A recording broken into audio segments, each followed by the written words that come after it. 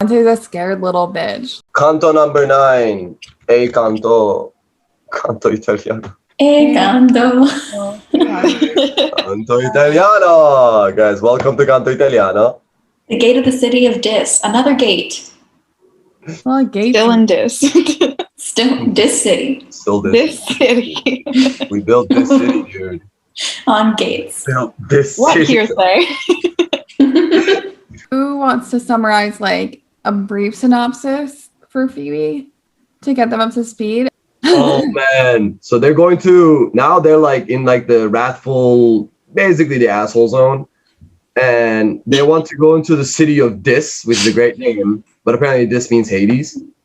And they want to enter the Dis zone. They got a hot diss track going, but as like, you know, Virgil's obviously got his disses ready. He's like, yo, I hate everyone in hell. Dante's still not in the, you know, hasn't gotten the groove yet until this guy shows up.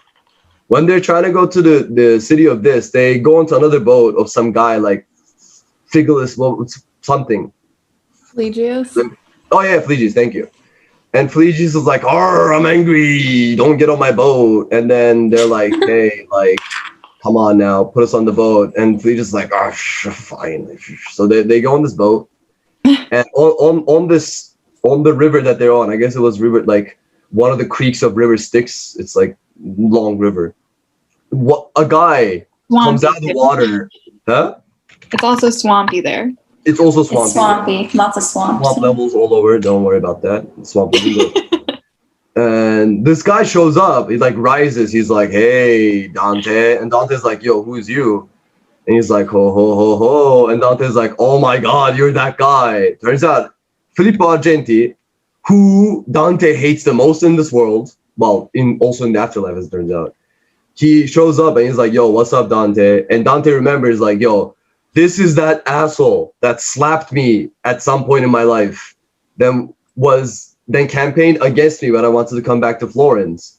And then when Dante went away, he took all of Dante's shit from his house, stole everything Dante had when he left, and then just pocketed it." So Dante hates this guy. And then as like this guy talks to Dante, from the river, all these like, you know, I guess old souls, these hands, they come and like start ripping this guy into pieces. And Dante's like, "Oh, that's not even enough. You deserve worse." And at that moment, Virgil's eyes glitter with love, appreciation, admiration. And he's finally like, "Oh my God, you finally understand. These people suck. Stop feeling bad for them." Face and kisses him and is like, "Yes, now you hate these people. You finally learned hell sucks. And so do these people. They deserve this." Character development. Yeah. Character development. What? Yeah. Yo. And then now they get to the tower. Mhm. They go And they- across the swamp. They get to this tower. And the That's like the opposite of every other arc you hear. Like you, Yeah. like I hate these people, and then they learn that they're people, and then they're like, they're not so bad. power of friendship, something. Yeah, we talked about that last time, how weird it is that it's like Dante, like, what's the correct and right and like holy way of thinking is to just hate these people and not give a shit. Because it is him accepting God's like divine plan and divine will. And that's the thing that you should do. Some people believed that when Jesus died for 3 days, he went down to hell and like brought all the sin of the world with him, dumped it all, and preached to everybody in a bucket. and was like, "Hey, come with me." And then like, I don't know, maybe that was their opportunity for salvation. I don't know. Yeah, I mean, it's really bizarrely, what is that word, like, self-glorifying road. Yeah. But also like self-glorifying, yes, but it sounds like he's being such a bitch like half the time. Yeah, it's both. It's like super, super prideful, and then also like, and then I passed out again. Daddy, don't leave me alone here. And then is like himself writing to Virgil, like writing Virgil's voice, being like, don't worry, I've got you. God wants you here. The Virgin Mary wants you here. Your beloved Beatrice, who died when she was like 14 or whatever, is in love with you from beyond the grave and wants you to succeed. And like, it's all fine. But he's the one writing this. Right? It's so funny. It really is. He could have invented a fictional character that was awesome and cool, and like it would have been just as effective, if not more effective. Honestly, it would have been Dante being there is irrelevant. Yeah. Except it wouldn't have been because it's literally his self-insert fanfic where he gets to kiss Beatrice at the end. Like, And also, Yeah. like, it hit that guy in the face. yeah, Yeah. You wanted that. Filippo And kiss Virgil. and kiss Virgil. Yeah. Make Virgil his dad. Yeah. Virgil, Daddy.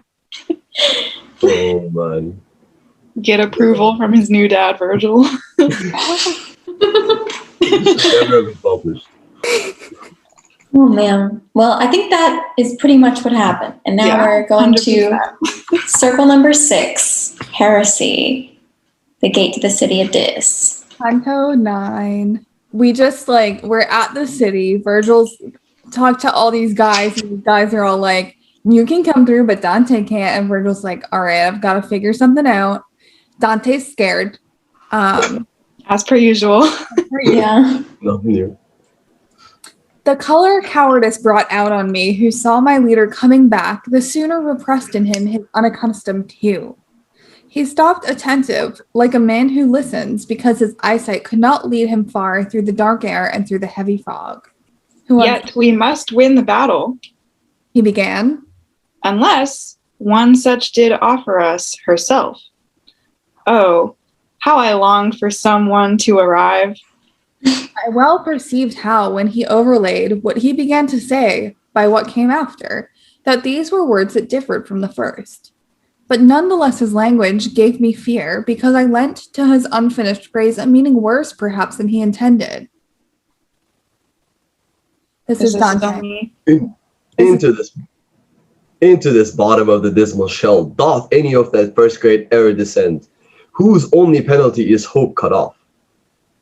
I asked this question.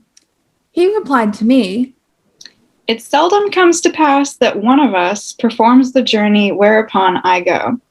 'Tis true that I was conjured once before down here by magic of that wild Erictho, So who used to call shades back into their bodies. My flesh had hardly been made bare of me, when me she forced to enter yonder wall, and thence withdraw a soul from Judas's ring. That is the lowest and the darkest place, and from the heaven that turns all things most distant, well do I know the road, so be at rest. This marsh, from which the mighty stench exhales, girdles the woeful city round about, which without wrath we cannot enter now. oh man. and more he said, but I recall it not, because mine eyes had made me wholly heed the glowing summit of the lofty tower, where 3 infernal furies, stained with blood, had suddenly uprisen all at once, having the members and the mind of women, and girt with water snakes of brightest green. For hair they had small serpents and horned snakes, wherewith their frightful temples were entwined. So here basically, Virgil's like, okay, that's not going to work, but I know that the Virgin Mary wants us to go here, so it'd be really nice if she brought some help and helped us get through here. And then Dante's like, hey, Dad, are we going to get through this? Like, has anybody ever gone through all of the circles of hell from, like, higher levels? And Virgil, like, now tells us, like, actually, yeah. Like, one time this lady like told me to go down all the way down to the like ring of murderers where Judas and like betrayers where Judas exists, the lowest ring, and get somebody from out of there and bring them back. And it seems like this was like some kind of like necromancer or something that would like bring him back to life. Yeah. She's actually a necromancer in literature. Like before Virgil, she was in Luca's epic, something about like civil war, and she was like a figure throughout like the history of literature, where she would appear at random times in different works, but she was always kind of like necromancy, which is obviously supernatural in Christianity. She had prophecies that she told other people, and she sometimes is credited for telling certain people about the civil war that happened in the underworld to other people. And what was it like? I read somewhere that she, in this one, they bring her up not only to show like, oh yeah, you can go down to hell, but also to show that Virgil, as much as he's been guiding Dante through it, is actually a small element of this whole journey. And there are people that are way stronger than Virgil that can do way more. Yeah.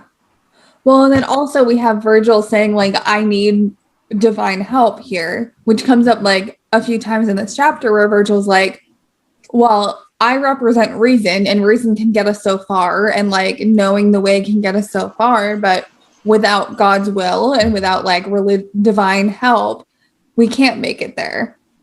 And then basically then Virgil says, you know, like this marsh, which it's the circle of wrath, it goes all the way around the city, and we want to go into the city, but if we're not wrathful, we can't go into this marsh. And if we were wrathful, we just get sucked in and like stay there forever.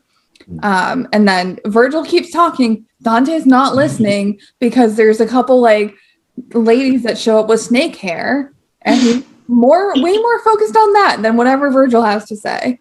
Virgil just keeps talking. It's like, yep. So those are the furies. So let me keep going. Mm-hmm. And he who well the handmaids of the queen of everlasting lamentation knew, said unto me,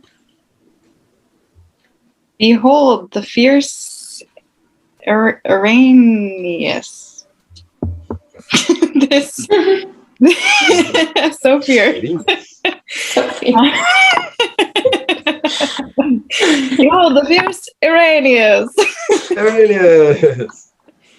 This is the Mageria here upon the left, Electo, she who weepeth on the right. Tiffany. Tiffany! Evil Tiffany! It's Megara, Electo, and Tiffany. We can have a restaurant at our 666 block. Tiffany. To Tiffany's. Tiffany's. Oh my gosh. She's a hot name. Murder. There at his feast, each with her nails was tearing at her breast. They smote them with their hands and cried so loud that to the poet I drew close in dread. Dante scared again. Oh, no. So now this is the Furies screaming. Now, let Medusa come. We'll turn him thus to stone. They all cried out as down they looked. Wrong were we not to punish Theseus's raid. Ooh. And Virgil has advice for Dante. Turn back and close thine eyes, for should the Gorgon reveal itself, and thou behold the face, there'd be no more returning up above. The teacher thus, and turning me himself on my hands, he did not so far rely as not to close mine eyes with his as well. So Virgil's basically like, turn around, close your eyes, don't look, because if Medusa shows up, she's going to turn you into stone. And then he literally puts his hands on Dante's shoulders, turns him around physically, and puts his hands over Dante's eyes and was like, you're dumb, you're not going to do this, I got to cover you. Covering a little kid's eyes and like moving. So now Dante again addresses this next line to the reader, which, bringing back in that classic literary device. O ye in whom intelligence is sound, heed carefully the teaching which lies hidden beneath the veil of my mysterious lines. There now was coming are the turbid waves, the uproar of a dread-inspiring sound, because of which both shores were all a quake. A noise like nothing other than a wind, impetuous through opposing heats, which smites a forest and without the least restraint shatters, lays low, and carries off its boughs. Dust laden, it goes proudly on its way and makes wild animals and shepherds flee. He freed mine eyes and said, Direct thou now thy keenest vision o'er that ancient scum to where that reeking smoke is most intense. as frogs before the hostile water snake scatter in all directions through the water, till each is squatting, huddled on the shore, more than 1,000 ruined souls I saw, who thus from one were fleeing, who on foot, but with dry feet, was passing over Styx. That dense air he kept moving from his face by often passing his left hand before him, and only with that trouble weary seemed. I well perceived he was a messenger from heaven, and to my teacher turned with signs. He warned me to keep still and bow before him. Ah, how disdainful did he seem to me. He reached the gate, and with a little wand he opened it, for hindrance had he none. Dumbledore? Dante, like a crazy loud sound, like the sound of like a huge windstorm going through a forest and breaking down all the trees and tearing off all the branches. And he's like turned around, looking away from wherever the Medusa was supposed to show up. Virgil's hands are over his eyes, and he's like behind him. He just hears all this like huge noise. And then Virgil's like, oh, look, check that guy out. And it's just this like guy who's like floating over the swamp. And he gets to the doors of the gate, and he's got his little wand, and he's like, open sesame. So it's a divine message, is a messenger from heaven. So again, like here's coming back this idea that Virgil, who represents reason by himself, does not have the power even to cross this swamp following the rules of hell. And this dude from heaven just gets to like float across, whip open the doors, no problem. Yeah. Oh, okay. I can be the messenger. Oh, people thrust from heaven and held in scorn. Upon the horrid threshold he began. Whence dwells in you this overweening pride? Why is it that ye kick against the will, from which its end can never be cut off, and which hath more than once increased your pain? Of what avail to butt against the fates? Your Cerberus, if ye remember well, still sports for this a hairless chin and neck. He then returned along the filthy road, nor did he say a word to us, but looked like one whom other cares constrain and gnaw, than that of him who in his presence is. Then we with full assurance toward the town, after those holy words, addressed our steps. We entered it without the least contention, and I, who longed to look about and see the state of those whom such a fortress holds.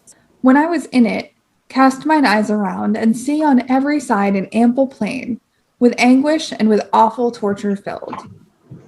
Even as at Arles, where Marshy turns the Rhone, or as at Pola, near Cornaro's Gulf, which bounds Italia, and her border bathes, the sepulchres make all the ground uneven. So likewise did they here on every side, save that their nature was more bitter here. For flames were spread about within the tombs, whereby they glowed with such intensity that no art needeth greater heat for iron. The lids of all of them were raised, and wails so woeful issued thence that of a truth they seemed the wails of wretched, tortured men. Teacher.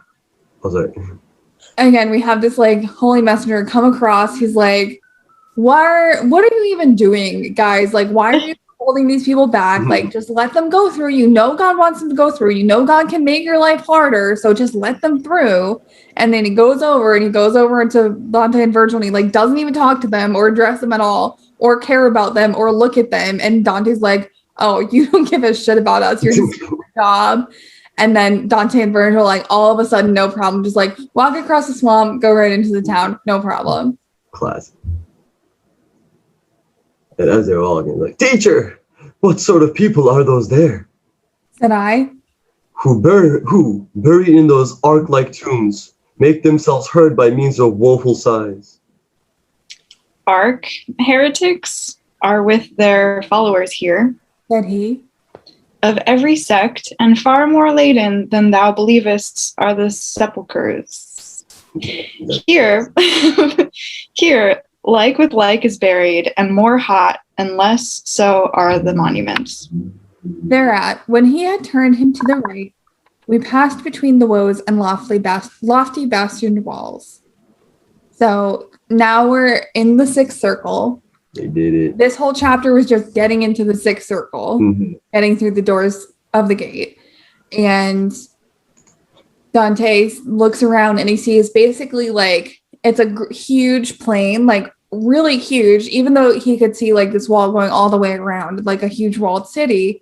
Instead of seeing a city inside, he just sees this huge plain with like all these bumps in it and all these like basically like small mausoleums. And he's like, it's basically a cemetery, but it's, you know, not just like flat ground, like a nice orderly cemetery. He knows that there are like people buried in all of these places. And like it's basically like these mausoleums that are like recessed into the ground. And Dante's like, what's going on here? Who are these people? And Virgil tells him, all right, now we're in the sixth circle. The sixth circle is reserved for heretics. Heretics were anybody who did not follow the religious doctrine of the day. So anybody who didn't follow the Pope was considered a heretic. And in the next canto, we'll see some of these heretics and get to meet them and talk to them and hear about their lives. But anybody who didn't follow the Pope, didn't follow like the religious teachings that were like the right religious teachings, which were super important, which is the whole reason Dante's like really mad at the Pope for not being a very good Pope, end up here because they strayed from the true path. And so they're like now buried in these flaming tombs and they like can't leave. They're just like on fire in these tombs. And there are a lot of heretics here who like didn't believe that there was such a thing as a soul. So God was just like, oh, you don't think there's a soul? You think that you just exist in a body and then your body gets buried in the ground? Well, you can get buried in the ground for all eternity if you want, but it's your soul. And so God puts on fire.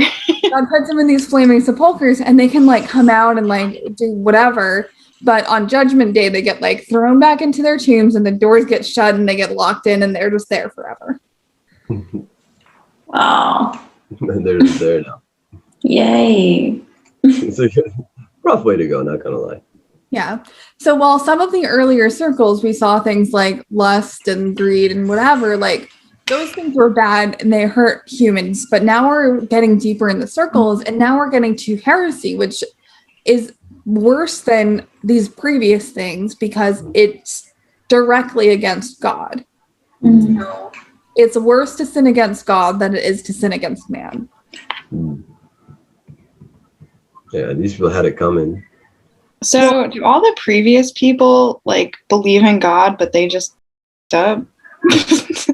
And then there's like these people who don't believe in God. So the heretics are basically people who had the opportunity to believe in God and they like got this teaching and they're like, here's a religious doctrine. And they're like, no, I don't think so. And it's basically like there are different cults and different philosophies that sprung up. And so basically they're like, you know, like there are like the arch heretics, which is the people who like taught philosophies or like led cults that were against the religious teaching. And they're like here. And then all their followers that are like not as important, but they're still here.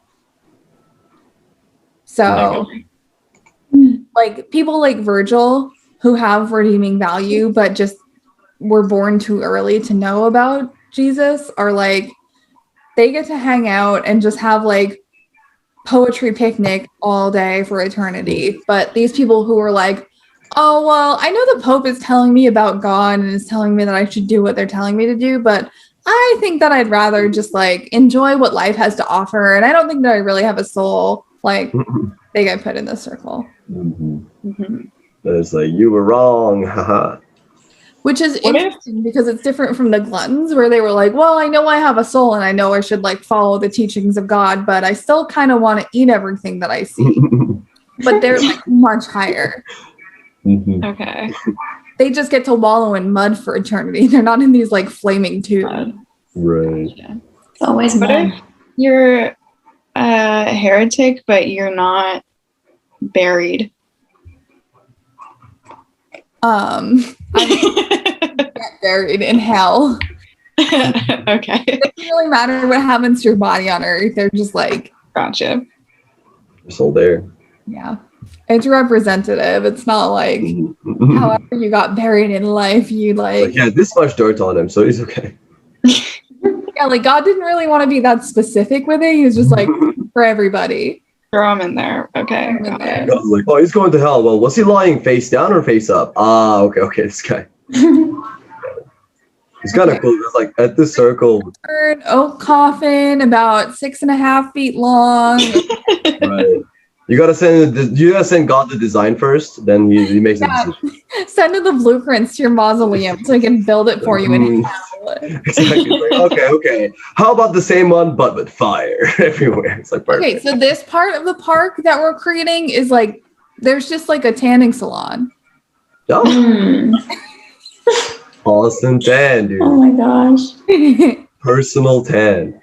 Yeah, the intertwinings of the Greek mythology is kind of wild. I think like it's all very cool and it all makes sense as to like why he's doing it and like whatever, but it's just kind of weird because like it's weird for a text that is so important to one religion to then be like, also this religion also got it right, kind of. Like, Right. it's just kind of wild. Yeah. And like not only like did they get part of it right, it's like even the minor characters like Medusa are here, like the Fates are here, the Furies are here. It's like Right. like I don't know, just like such a weird choice. But I'm happy to see them. Yeah. It's also true, like, like people like suppose like this religion is older than Christianity, but these characters are still in the Christian hell. You gotta base the question like, well, people that didn't know about Christianity before didn't know how to say they're in a different circle of hell. They weren't even exposed to these characters, and these characters only exposed to those that knew both Christianity and Greek religion, I guess. And I guess they suck as much as people say.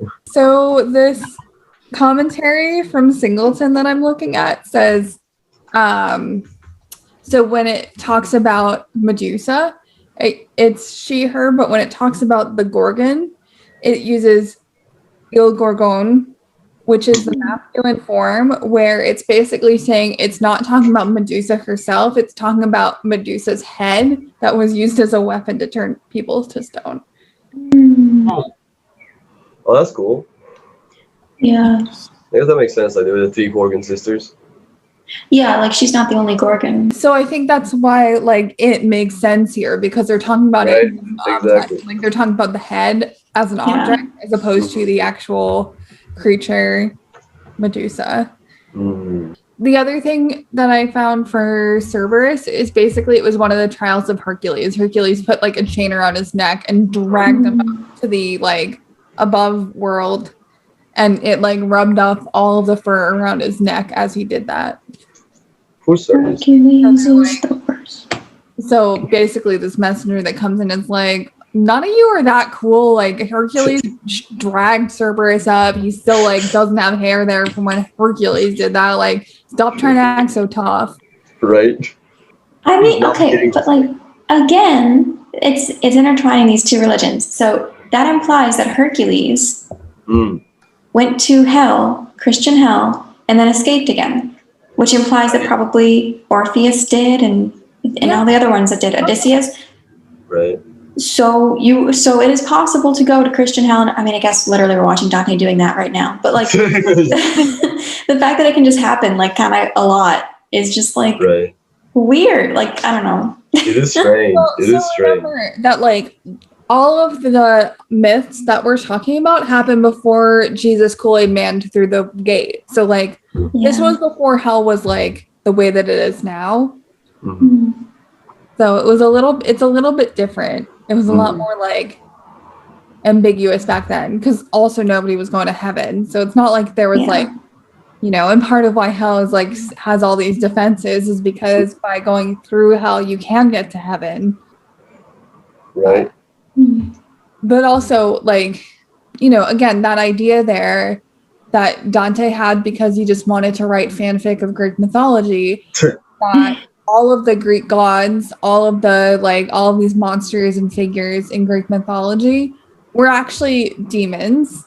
And the Greeks did not have any concept of what a demon was. So they didn't know that, like, they couldn't contextualize it in terms of Christian mythology because they didn't know about it. But he's like, oh, well, the Greeks, like, all of these things that the Greeks and Romans were writing about were real. They just got the words wrong. They thought they were like gods and monsters and whatever. They were all just like demons that lived in hell, or demons that like came to earth to try and pull people away from God. Mm-hmm. And so he, like, really, Dante just wanted to write fanfic, but he found this like creative way of doing it that he was able to like explain why all these important figures exist in Christian hell. Right. It's kind of funny. Like, I like that you said it that way, just because it puts all these older religions that could potentially be contradictory and even like could question the Christian way of looking, and puts them in the Christian context. Thanks having you come to hell with us. Yeah. I love being in hell with y'all. Having me. Thank you for catching me up to speed. I wish you the best. Yeah. Christina and I, and also Colin, and also Emma, and also Eric and I all built a giant fort in my basement today. And it was surprisingly energy intensive.